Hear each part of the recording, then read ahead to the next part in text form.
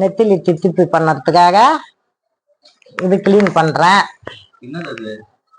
மீன், நெத்திலி மீன். நெத்திலி மீன். இது கிளீன் பண்ணிட்டு 1 கிலோ 3 வெங்காயம்,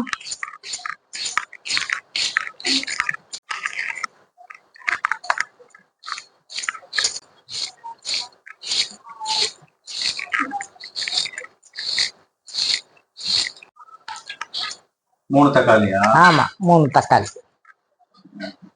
ஏன் கத்தியில வெட்டாம அருவாமனை? எனக்கு இந்த அரியாமனை தான் பழக்கங்க.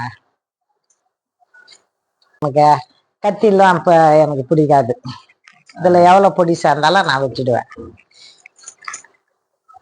பச்சை மிளகா, பச்சை மிளகா ஒரு 5 பச்சை மிளகா, இஞ்சி கொஞ்சம் தேவையானது, இஞ்சி, பூண்டு கொஞ்சம் தேவையானது, பூண்டு, அப்புறமா ஆமா 1 கிலோக்கு தேங்காய் அரை முடி ஊற்றி வதக்கிடணும். வதக்கிட்டு தனியா வச்சுட்டு அப்புறமா அரைச்சிட்டு அப்புறமா குழம்பு வைக்கணும்.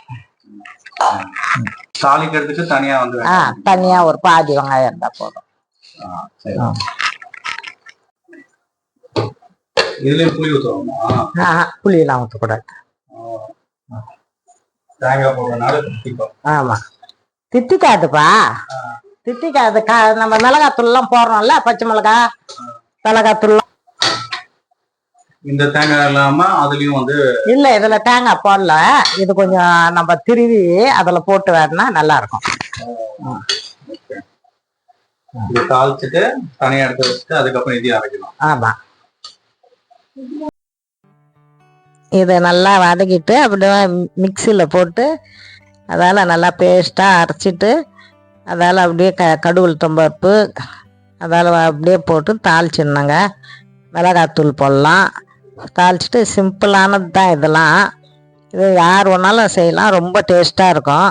இதை உங்கள் வீட்லேயும் சேர்ந்து பாருங்கள், ரொம்ப ரொம்ப டேஸ்ட்டாக இருக்கும். இது நல்லா கொதி வந்த பிறகு மீனை போடணும். மீனை போட்டுட்டு ஒரு 2 கொதி வந்த பிறகு இறக்கிடணும். அவ்வளோதாங்க இது.